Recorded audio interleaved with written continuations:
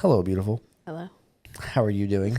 I'm doing fine. How are you? I'm doing great. What are we talking about today? Today we are talking about investing in the Poconos. Short term, long term, rentals. Should you do it? Should you not do it? This is a topic that kind of gets me fired up. We just hear so many things about the rentals, the industry, people jumping ship, people trying to get into it. There's just a lot of information out there that I think is very interesting. So we're going to talk about a little bit of it. Yeah, absolutely. Before we get into that, I actually want to talk about some changes that we recently had. Okay. So for one, we have switched offices. So we are no longer with Iron Valley Real Estate Pocono. We have moved over to Iron Valley Real Estate Mountainside. So same great brand, same wonderful service, same agents, just a different office location. So that means, what does that mean for our clients? It means nothing. No, absolutely nothing. It means nothing at all. I just want to let you know that that has been a change. I'd say the reason for it, in case anybody, why would you switch to the same exact business, just different location? Location. Mainly it. Mainly location, but you'll see us now advertising with the new office phone number. Yep. Just so you are aware, our preferred method is to contact Kyle's cell phone number if you need to get in touch with us. That's the best way. Pennsylvania legally requires us to throw the office number on every advertisement that we have with our cell phone number on it. However, it is best to reach us at Kyle's cell phone number. Yep. Also, we made an upgrade. We got the boom arms. We're no longer rocking the desktop mic stands. So these, I think, are a little less distracting and they're fun in our... They open up a lot of space here. I probably won't be knocking down the mic anymore. So these things are pretty nice. Here. Yeah, these things are pretty nice. Yep. So, any other updates? I had one more and I cannot think of it. Don't know. All right, we'll come back to it. Yeah. All right, well, let's get going on the topic.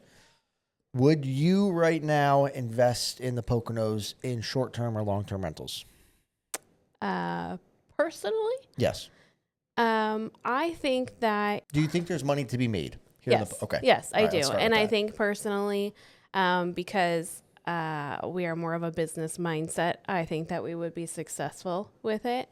I do believe that it is a full-time job in itself. And I think if people don't really treat it that way, or if they are not very business savvy, they just think like this is a quick, like, cash grab, I don't think that mindset is going to go very far. Most of real estate is a long-term game. And unless you are doing, quick flips, you're not going to be looking at large amounts of money very quickly. Yeah. And I think that upsets people because they thought that they were getting into just a pile of money, and that's just not always the expectations case. Are not right for a lot of people buying rental properties here in the Poconos. COVID really, set the expectations that you're did. just going to rent constantly and for tons of money, and once the deals ran out where you couldn't get a decent house for very low money, the profit margin just wasn't really there anymore. Yeah, so anybody who just is not familiar with COVID and how it affected the Poconos, if you've lived here in the Poconos during it, obviously but everybody from any city around flocked here to get away.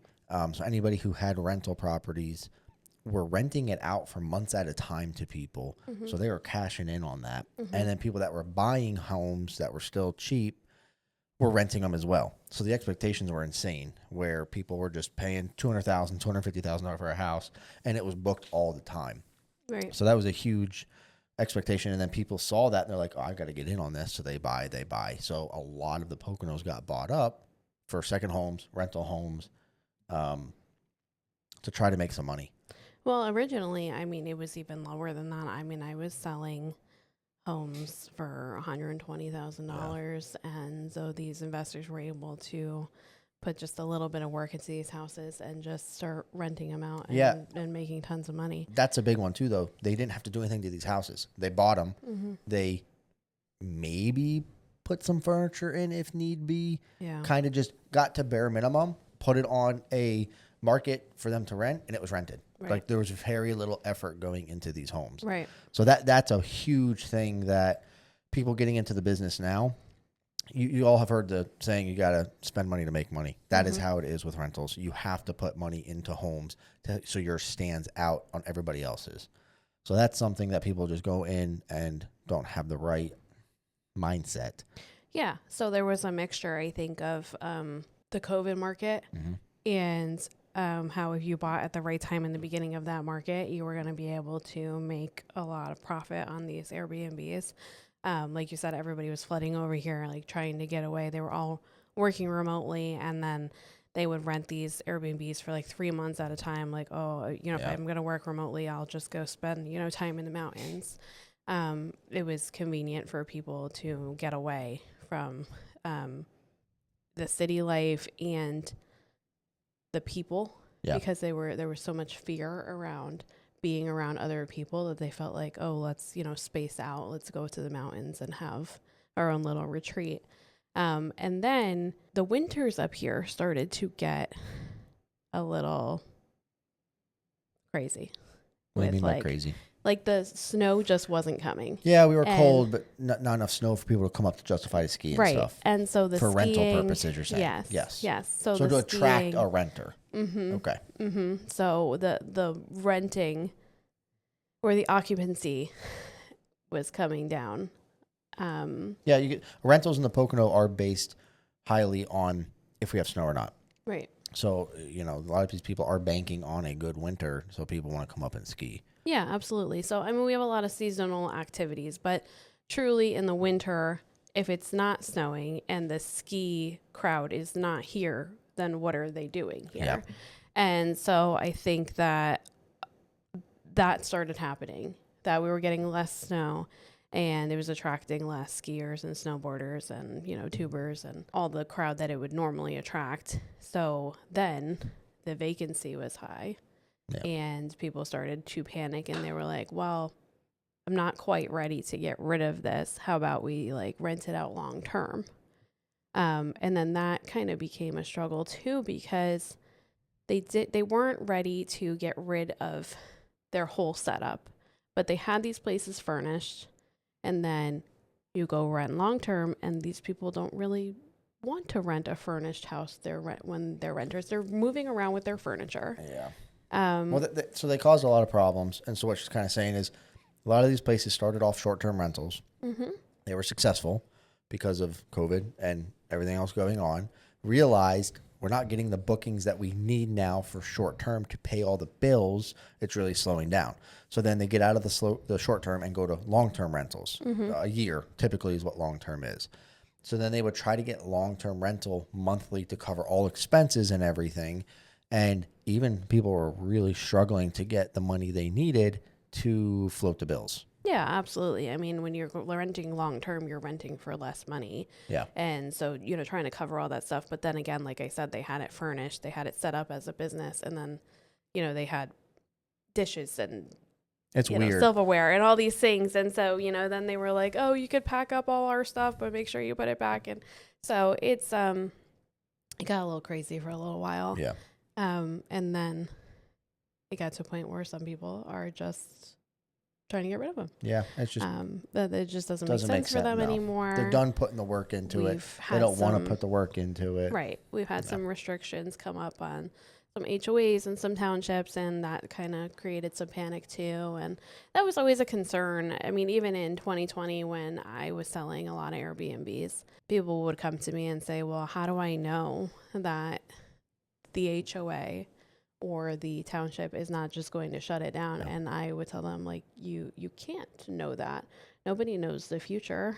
Yeah, But we've had a lot of township changes here. yeah. So the township we currently live in only allows long-term rentals. No Mhm. more short-term. They got rid of it not too long ago. And that was a market of business here where we live that was shut down. Right. And you have to set those expectations. Yeah. You don't know if that's ever going to happen, but make sure the numbers work so that you can transition to long term, or you can sell it if you need to. Yeah. All right. Because Well, real estate doesn't have to be permanent. You No, can get rid of it. absolutely. You make your money when you buy it, Right. which sounds weird, Right. but you make your money in investment when you purchase the property. Mm-hmm. So you buy right, you sell right, you make money. Mm-hmm. So other than if you were to buy a house, a rental property, short term, today, other than the expense of buying the house, what are other things that people don't think of? So other expenses that you find out, or that's probably the best way to say it. Other expenses that are just, they don't think about until after they signed, it's theirs, and now they realize this isn't as easy as I thought it was going to be. Yeah, absolutely. I mean, to start with, people don't even consider sometimes how much the closing costs will be. Okay. Okay, so they have that added So out closing of pocket. cost. Yeah. Okay, out of pocket expense. Mhm. So not just purchase price, let's just say 300,000 purchase price, whatever. Right. And then your out of pocket expense to actually close. Yes. Okay, so they have that. They closed. Yes. They have the keys. Yeah. They go into their house and they say, let's rent it tomorrow. Okay. Yeah, that's difficult. And so obviously every house needs something. Every house needs some kind of work, whether it's paint or floors or just, Cabinets, cosmetic things. Like I've seen people go in and paint the cabinets or wrap the countertops or something like that just to make it, fresh to make it look a little bit cleaner and better, even the power washing, everything, just all these little things. And if you're not handy and you're the kind of person who hires out to do everything, these things add up very quickly. If you're not willing to paint, that's very expensive. Yeah. If you're not willing to power wash, you got to consider that. It's not even like added costs. It's work. Like you said, this is not a buy it and forget it situation. No. Your hands on this is a full-time business if you're going to do this, unless you want to pay some managing company to come in. They will take care of all of the issues, but you're going to be giving them a large percent of your income, which people do. And there's very successful people that do that, but they have the money to float them and get it started. Right. So that's another thing. But you're going to have high startup costs. That's just part of it. You're buying a house. Yep. So you have to make it to the point where it's actually like habitable and it's actually welcoming and inviting. So you are renovating to begin with, and you might run into problems. Of course, you should have had an inspection. There's no guarantee that you did, especially during those COVID years when everybody was trying to get an offer accepted. They were waiving inspections like crazy, which we don't recommend. And so then, you might come across, I'm going to fix up this bathroom real quick, and you run into all these plumbing issues. So now you've got to fix all those things. So, there's just always layers of things. Yes, there's hidden costs. And then you got to furnish the place too. Yep. And, when it comes to furniture, a lot of people like to go with some low quality stuff, IKEA. Yeah, they'll go buy IKEA and furnish the entire house for $2,000 or something crazy. And that's really a bad idea. It is cheap in both ways. It's inexpensive, and then it's very cheap quality. And so it is very enticing to get started that way. But the cost of replacing this furniture over and over again is quite insane. Well, it's not just that. Like any house that you go to, or friends, or this or that, a lot of people have IKEA furniture. So when you're looking to rent a house for a party or a family gathering or getaway, what is that going to set your house separate from other houses? No. They look at pictures and see IKEA furniture or Ashley's or Raymore Flat. It's like, oh, great, that's what we have here. Fantastic. Right. It's and just people do it and they but rent it. But that's the thing. When you're going to have this mindset of doing this and being successful, what sets yourself apart? Right. The biggest thing in this market is going to be, what do you have that sets your property apart from others? And having those cookie cutter things is not going to do anything for your listing. No. And that's the thing. Up here in the Poconos, people want to think they're in mountains. They are in the getaway compared to Philly, Jersey, New York. It's a huge difference. So your pictures make a massive difference on what you get rental. So that's the thing. Up here in the Poconos, make it seem not like it is back at home. But let's say they know their closing costs. They know the price of the house. They know they have to furnish it. All this is counted in there. They're happy with what that's going to cost them. Let's say they buy in an HOA. What are things that they don't think of, headaches or expenses, that they can kind of just be prepared about? Yeah, your HOA fees can be more because you are registered with them as a short-term rental. Yep. Your cost per guest, like for every booking you have, you may have to pay a fee to your HOA per booking. You also have to get permits through your HOA and your township. Yep. There's also a cost with that that's more expensive as well through the township. Yep. Because they do charge if it's a short-term rental property. Yep. So you have to get the permits. How much fun is it calling people into gates? People don't think about. There's so many. There's gated communities up here that people don't even think about. They get called, their renters stuck at the gate. They can't get in. There's problems with this and that. That's a headache that people just don't think about. Yeah. Is that? Yep. There's lots of headache. Then there's the headache of actually maintaining the property. Even though you may get a security deposit, things break and it may not even be your guest's fault. Yeah. And, it's just part of it. And a lot of these houses up here are very old, and they are just prone to breaking.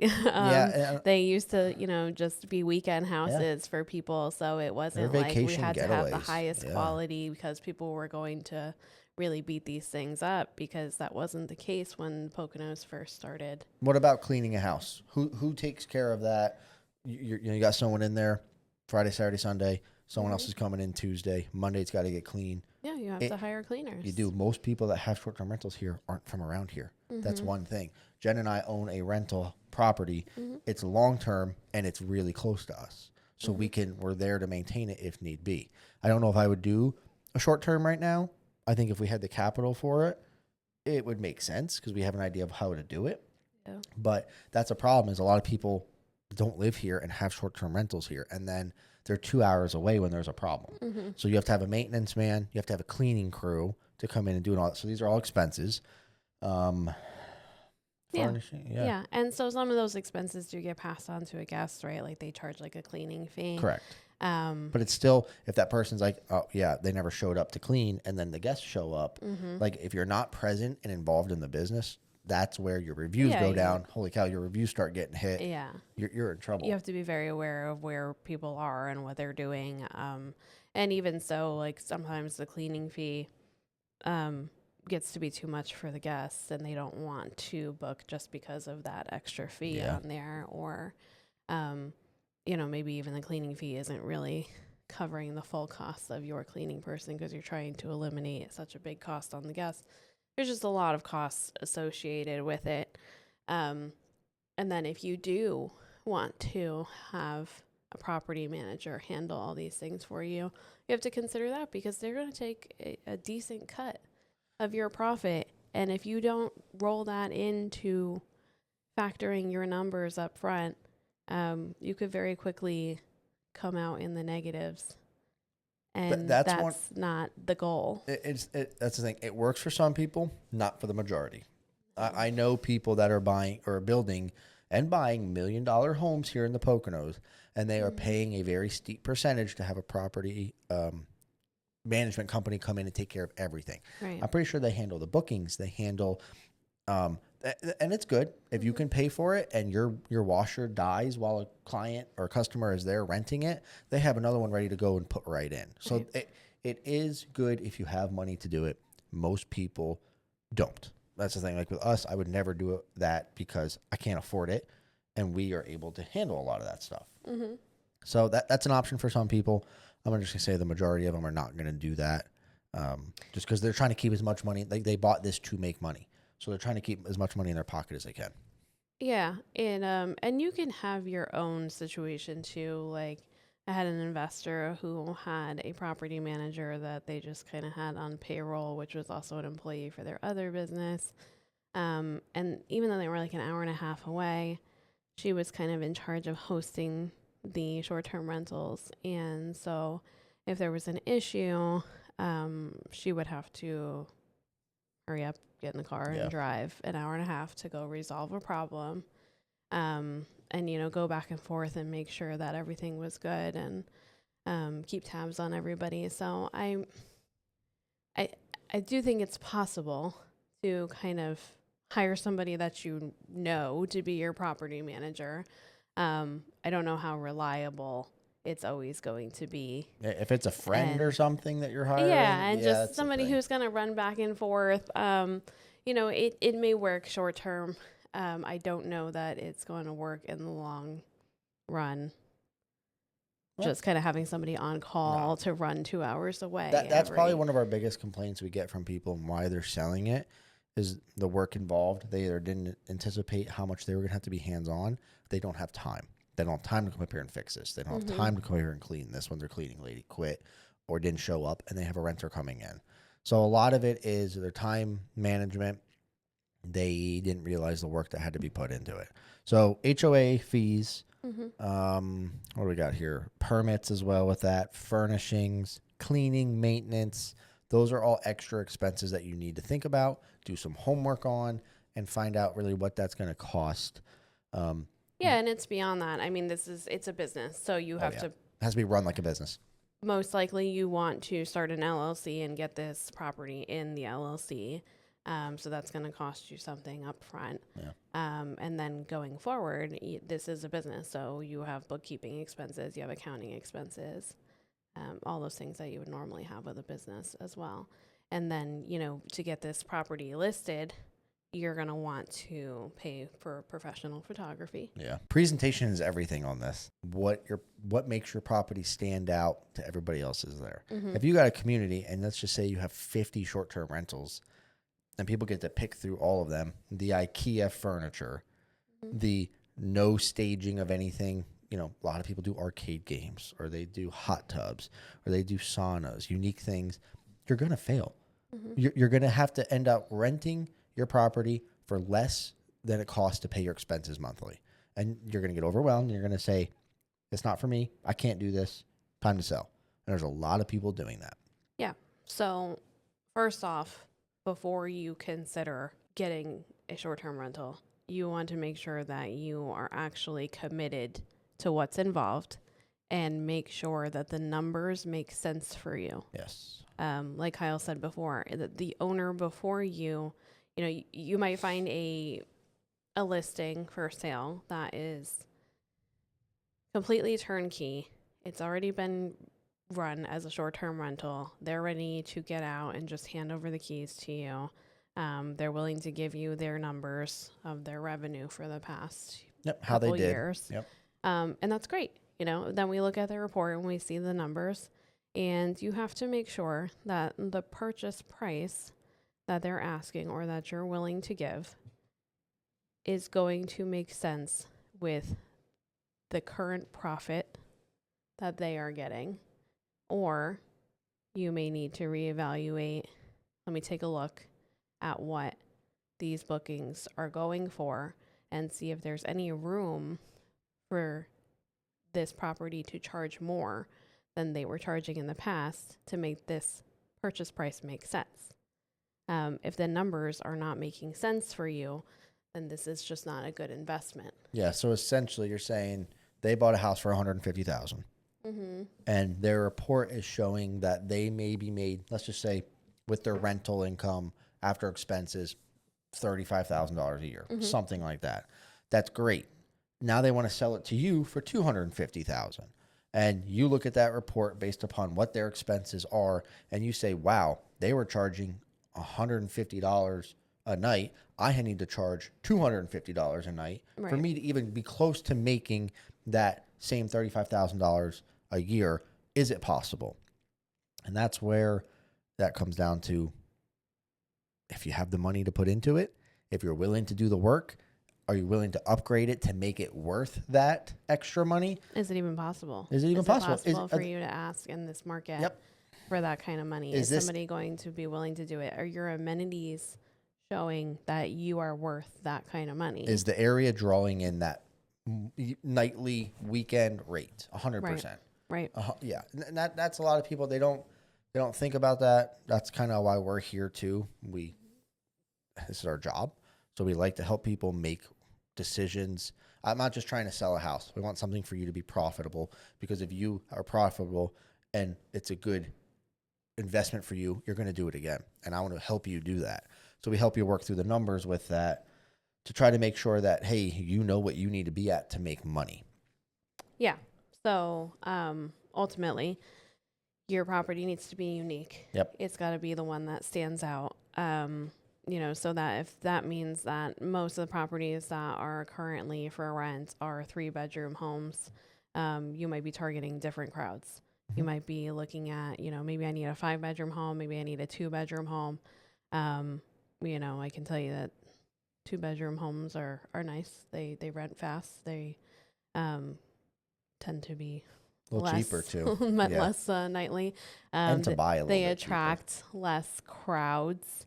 You're gonna get probably just a nice family for the weekend, not like a whole bachelor party or anything like that. You got to look for the uniqueness and things. Let's go off of that a second, because also what's your audience? Who are you trying to rent to? Yeah. Because this is another problem you can have. People say, I don't care, I want the money. And honestly, it is parties. It's frat parties. It's bachelor parties. It's any wedding parties. It's college parties. They will pay, but they are also going to destroy your house and also causing the neighbors a ton of issues. And then you're going to get complaints on your home. Yeah, so, not all of them, but it's a risk that you're taking. It is. When you're renting to, an out-of-state party crowd. Well, that's the thing. I heard one person, they said that they had them on video, their renters, going to the neighbors and stealing all their firewood to build a fire. What? Yeah. So they had them, and they're like, what are we supposed to do about this? Well, you can't go to the neighbors and steal their firewood to make a fire. So they're I didn't hear about that one. Yeah. So it's just stupid stuff like this that you don't think about. You're the owner of the house. It comes back on you. And that's where, too, go above and beyond, meet your guest needs. Okay. So if you have a fire pit, you need to have enough firewood for these people to have a fire. Because they're going to be cutting down your trees or doing something stupid. It happens. Trust me, it happens. I've seen a lot that they leave a s'mores kit. That's nice. Yeah. I've had a lot of people tell me that they're not willing to provide, cosmetics, shampoo, toilet paper stuff? yeah. Interesting. Yeah, like toiletries. So, which I think is interesting. Well, maybe not toilet paper, but soap and shampoo and conditioner and stuff. Okay. They expect everybody to bring their own stuff, which I think that, it doesn't hurt to leave like a hotel, little travel bottles, just in case, because sometimes you get to a destination and you're like, oh, I forgot this. And the Poconos is kind of remote. So it's hard for somebody to be like, oh, I'm going to go to Walmart. That could be a 30-minute drive. Yeah. So if you're looking to get into this, do your homework, get online, look like you're going to rent these places, look what they have to offer, see what they're not offering. That's one way to set yourself apart. So be different. There you go. And one simple thing is offer little things like this. Even if it's... Yeah, it doesn't have to be expensive. You can go on Amazon and get bulk shampoo. We do it for, we send it, for missionaries, bulk shampoo and conditioner and toothpaste, or just a bunch of toothbrushes in case somebody forgets their toothbrush or whatever. If you have a little stockpile that your cleaner can just throw out a couple things in the bathroom so that those people feel welcome, just like a hotel, when they get there, then that would set you apart. Maybe. I don't know how many people are doing that, but it sounded like from my conversations with people, they did not do that. Well, I know this person was not offering, like you said, firewood. So they took it into their own hands and found some firewood. Not, again, a lot of people that rent are just from around here, which is fine. The Poconos is kind of based on out-of-state money. Yeah. There's a lot of money that comes in from out of states, and that is what it is. We're a tourist destination. So, and that's fine. That's what's great about the Poconos. But, you got to set yourself apart. You got to spend money to make it. And if you're willing to do that, there's money to be made here. Yeah. So, like we said, this is a full-time job. Yes, it is. And so if you don't have somebody who's dedicated to make it their full-time job, then it's your full-time job as the owner. So you need to make sure that there is either somebody committed to do that or you're committed to do that. And if you cannot handle it, it may be time for you to sell. People have realized that. And that's why we've seen a lot of listings come up for short-term rentals going ahead and cashing out, because they're not willing to continue with the headache of having to have this responsibility on top of their other jobs or whatever else that they're doing. And so, like I said before, real estate can be a long-term game. And if you're not in it for the long term, you may not see the results that you were looking for. Yeah, a lot of people made the investment. Yeah, they're saying now it's not what I thought it was going to be, and I'm putting a lot more work into it than I wanted to.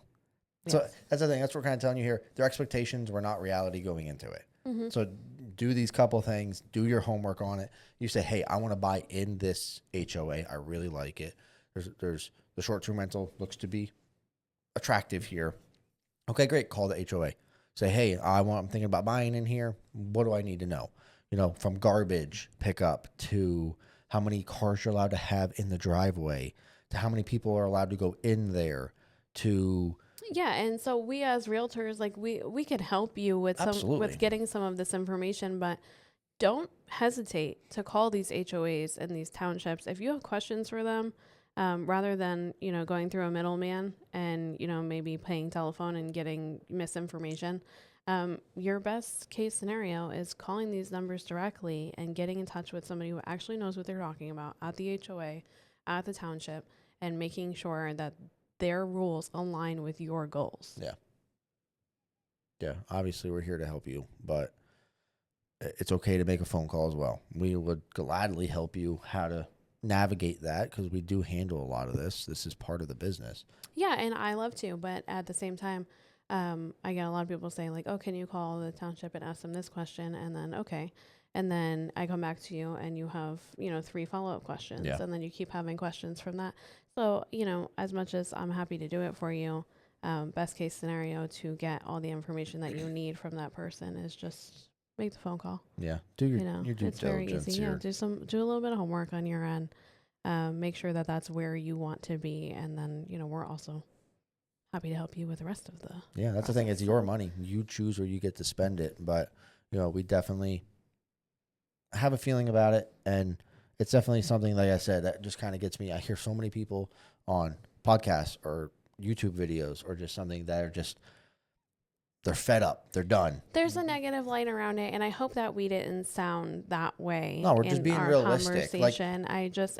Short-term rental can be a really great business for a lot of people, but you've got to have that business brain that this might not pay out, bukus of money the second that we close on the deal. Yeah. You got to have the proper expectations. You have to know the kind of work that it's going to take to actually make these profits.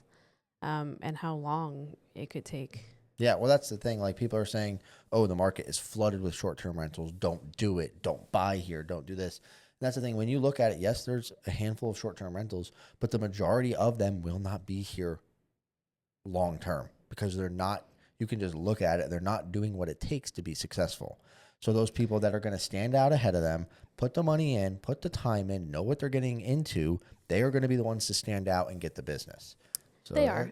And if you're in these like Facebook groups with these short-term rentals and things, I think that a lot of these people will tell you not to get involved. Like, it's so oversaturated now. Like, they don't want to compete with you. Hear me out here. If you say you have a short-term rental, right?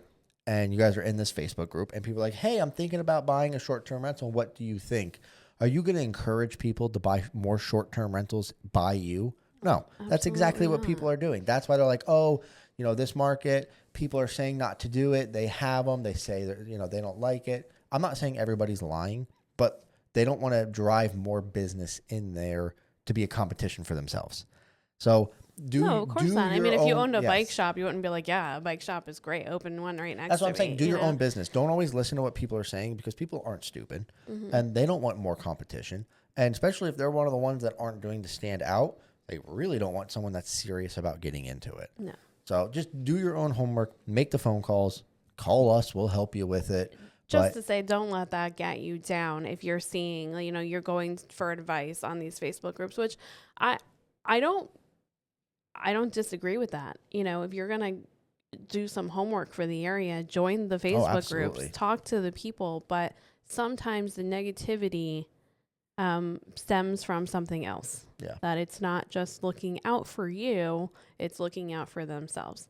So it is a business at the end of the day. Everybody's in this to make money. Be very wary of those people who are being very negative or, trying to shut down your dreams. But if you're looking for information or you're looking for good neighborhoods or good school districts or all these things.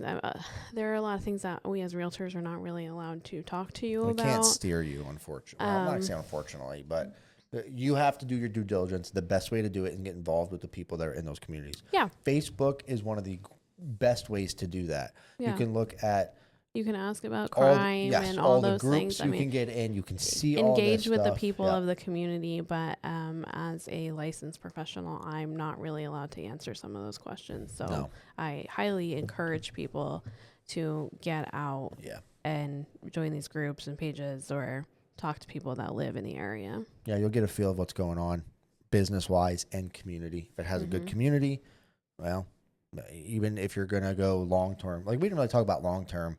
I like long-term better.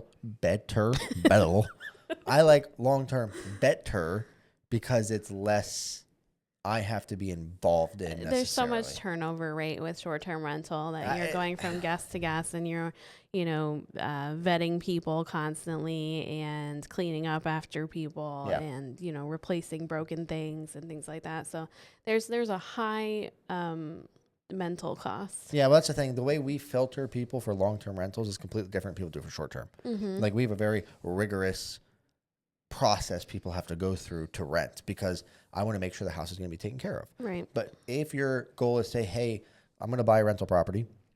I'm not sure if I'm going to do short-term or rental yet. Do your homework because if you buy in a community that doesn't allow short-term and you don't realize that and you start renting long-term and you're happy, but then you're like, you know what? I want to make some money. Let's go short-term. Nope, can't do that. So I am perfectly content with our rental being just long-term. Yeah. And on the other hand, like I said before, if you're buying a short-term rental, make sure that it would make sense as a long-term rental too. Yeah. Because if you're concerned about, the finances of it or concerned about rules changing, make sure that it's possible that you're going to be happy with it being a long-term rental or that there's a possibility that if you need to sell very quickly, that you'll get all your money back. Yeah, I think a lot of people that buy up here, it's vacation/rental. That is their mind going in. We'll come up a couple times a year, and then we're going to rent it. And then a year into it, sometimes less, they go full-time rental because they're not coming up as much as they thought. So, again, make sure you can rent it. Set your expectations to something you can achieve. Yeah, I think that's the majority of it. That's about everything we have for today on this topic. Yeah. But yeah, if you're interested in short-term rental, long-term rental, investing in the Poconos, if you have further questions, please reach out to us. We're happy to help you. We are, yes. If there's questions about rentals that you guys had that we didn't cover, because I'm sure we missed stuff, we just kind of like... And there's so many aspects of rentals that we can make so many different videos in varieties of different questions that people have and different topics. So let us know. We're here. But I think we kind of covered what we want to cover. Yep. All right, guys. I appreciate it. Let us know in the comments further questions, and we'll talk to you then. Thank you. Thank you. Bye.